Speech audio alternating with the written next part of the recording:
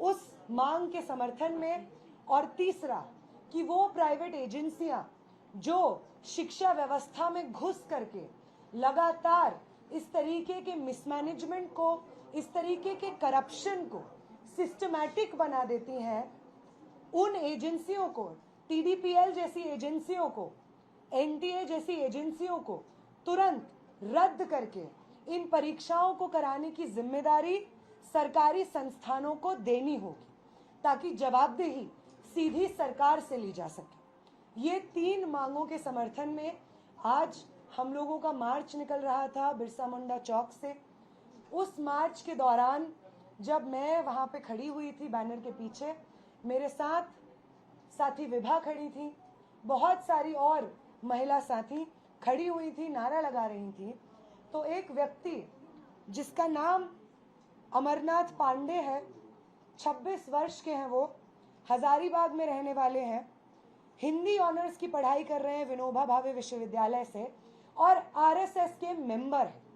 वो व्यक्ति आ करके पीछे से मेरे ऊपर इंक फेंकते हैं सर के ऊपर, और अपने इस क्रिमिनल एक्ट को जस्टिफाई करने के लिए वही करते हैं जो आरएसएस से एफिलिएटेड लोग करते हैं, और वो है धर्म का सहारा लेना। जय श्री राम का नारा वो लगाते हैं। उसके बाद वहां पे जो लोग प्रोटेस्ट में मौजूद रहते हैं वो उनको पकड़ते हैं और उनको पुलिस के हवाले किया जाता है। इस वक्त वो पुलिस थाने में ही है, उनका डिटेल्स लिया जा रहा है, उनसे बातचीत जारी है। इस तरीके की हिंसा जो आरएसएस और भाजपा के लोग लगातार छात्रों के आंदोलन को कमजोर करने के लिए करते आए हैं, इसके खिलाफ मैं यहाँ से बात रखना चाहूंगी। वो लोग जो क्लेम कर रहे हैं कि झारखंड में जो छात्र आंदोलन चल रहा है जयपाल सिंह मुंडा स्टेडियम में, वो हम चला रहे हैं, राइट विंग चला रहा है, भाजपा चला रहा है, और यहाँ पे हम किसी और को एंट्री नहीं देंगे। वो लोग उन्हीं मांगों के, वहां पे जो अभ्यर्थी हैं, उन्हीं छात्रों की मांगों के बेसिस पे जब हम एक मार्च निकालते हैं तो सवाल पूछना चाहेंगे हम उनसे कि क्यों आपको ये जरूरत महसूस होती है कि आप उस मार्च को डिसरप्ट करने के लिए वहां पे हिंसा करने की कोशिश करें। अगर आप छात्रों के आंदोलन के साथ खड़े हैं और सिर्फ अपनी राजनीति की रोटियां नहीं सेक रहे हैं, तो आपको इस तरीके के मार्च से कोई प्रॉब्लम नहीं होनी चाहिए जो हम निकाले हुए थे, क्योंकि उसकी सारी मांगे उन छात्रों के समर्थन में थी जो छात्रों की मांगे इस वक्त जयपाल सिंह मुंडा स्टेडियम में छात्र रेस कर रहे हैं। बहुत सारे अभ्यर्थी जयपाल सिंह मुंडा स्टेडियम से हमारे इस मार्च में शामिल हुए थे। झारखंड भर से अलग अलग जिलों से स्टूडेंट्स इस मार्च में शामिल हुए थे, अपने शिक्षा के मुद्दे, रोजगार के मुद्दों पर आवाज उठा रहे थे। फिर क्यों जरूरी लगता है बार बार भाजपा और आरएसएस को कि वो इस तरीके से प्रहार करें छात्र आंदोलन पे?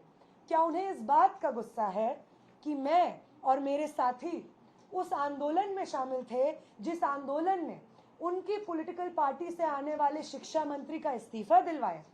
क्या ये एक बदले की भावना से सुचारू रूप से वो जिस तरीके से ऑनलाइन महिलाओं को पकड़ पकड़ के बलात्कार की धमकियां, जान से मार देने की धमकियां दे रहे हैं, उन महिलाओं के ऊपर टिप्पणियां कर रहे हैं, 6 एफआईआर 15 साल की एक लड़की पे कर रहे हैं, इसी नफरत और बदला लेने के एजेंडे से क्या आरएसएस के लोगों को ये बात कही गई है कि आप जाइए और वो तमाम लोग जो जंतर मंतर के आंदोलन में शामिल थे उन लोगों के ऊपर इस तरीके की हिंसा करिए? ये पहला सवाल है जो मैं चाहूंगी प्रेस के माध्यम से हम पूछें, उठाएं। अगली जो चीज है जिस पे हम बात करना चाहेंगे वो ये है कि वो पॉलिटिकल पार्टीज जिन्होंने पिछले महीने में जो हमारा छात्र आंदोलन चल रहा था धर्मेंद्र प्रधान के इस्तीफे के लिए, उसमें अपनी एकजुटता जाहिर की, समर्थन जाहिर किया, हम एक्सपेक्ट करते हैं कि वो पॉलिटिकल पार्टीज जो इंडिया अलायंस से हो सकती हैं, जेएमएम हो सकता है, अगर वो हमारे छात्र आंदोलन का समर्थन कर रहे थे तो उन्हें जयपाल सिंह मुंडा स्टेडियम में जो छात्र संघर्ष कर रहे हैं उनकी मांगों को भी मानना होगा, ताकि वो ये फर्क दिखा सके कि छात्र विरोधी भाजपा सरकार के खिलाफ हम सब संगठित क्यों हैं, और छात्रों के हित में अगर वो सही मायने में है तो छात्र आंदोलन जो झारखंड में चल रहा है उसकी सभी मांगों को यहाँ पे झारखंड की सरकार माने। ये हम आखिरी बात मीडिया के माध्यम से सरकार तक पहुंचाना चाहेंगे। नेहा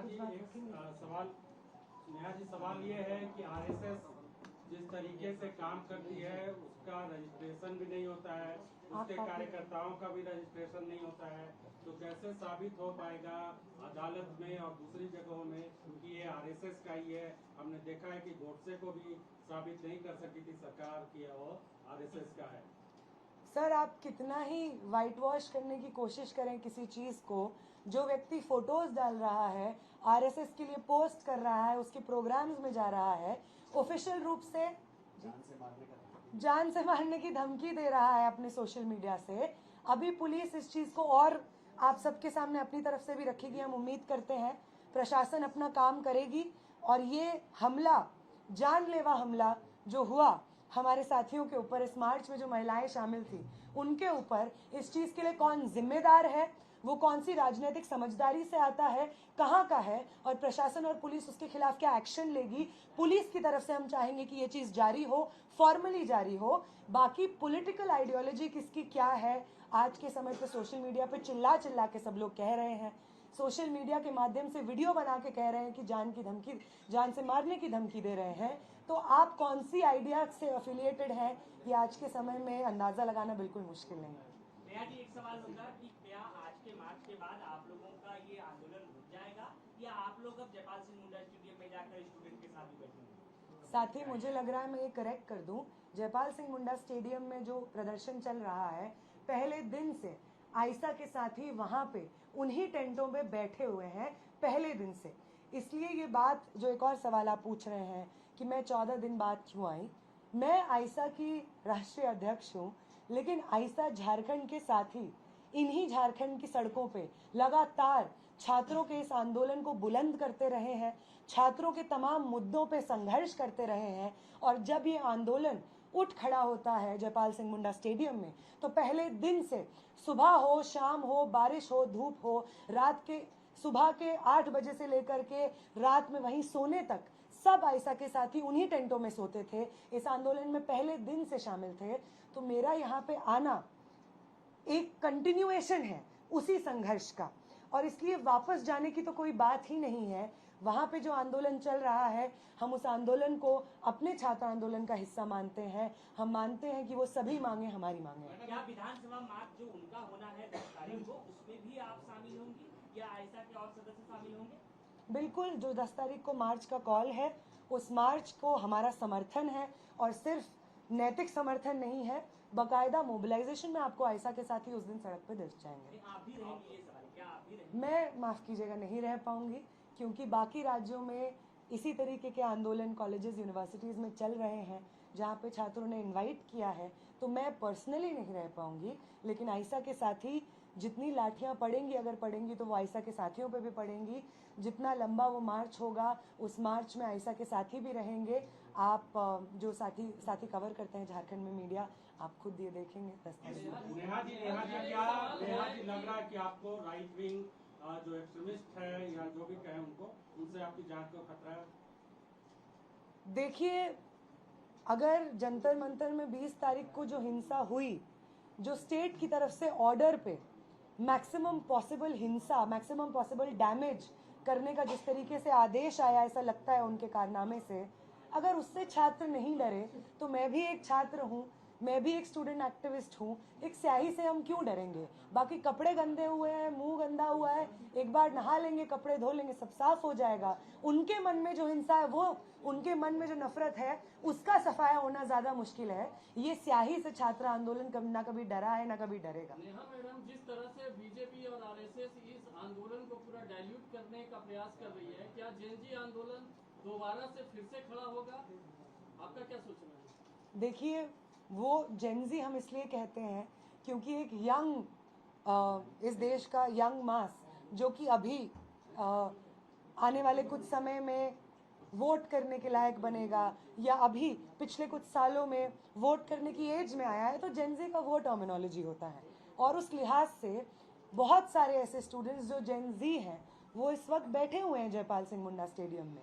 इसलिए भाजपा, आरएसएस चाहे तमाम कोशिश कर ले, प्रधानमंत्री वीडियो पे वीडियो बना दें, उनके सांसद पार्लियामेंट से अजीब अजीब हरकतें करें अपने आप को जेनजी के प्रति रिलेटेबल बनाने के लिए, मोहन भागवत चाहे जेनजी के साथ वार्तालाप क्यों ना कर ले, उन्होंने जिस तरीके का धोखा इस देश के जेनजी नौजवानों को, मिलेनियल हर जनरेशन को दे दिया है, वो हम सब के दिलो दिमाग में बसा हुआ है।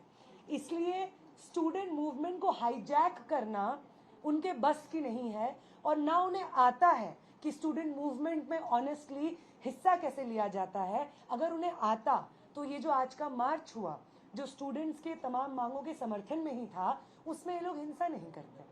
मैडम, आज 14 दिन हो गया आंदोलन का, 14 दिन से जो स्टूडेंट है लगातार आंदोलन कर रहे हैं। उनके नेता दिग्विजय जी वहाँ मुंबई में बैठे, वो कह रहे हैं कि हमारा नैतिक समर्थन है, पर कोई बड़ा चेहरा आया नहीं। आप उस मंच पे थे, सीजेपी का सपोर्ट या रोल आज के इस मूवमेंट, आपका क्या कहना है? साथ ही मैं सीजेपी से हूँ नहीं।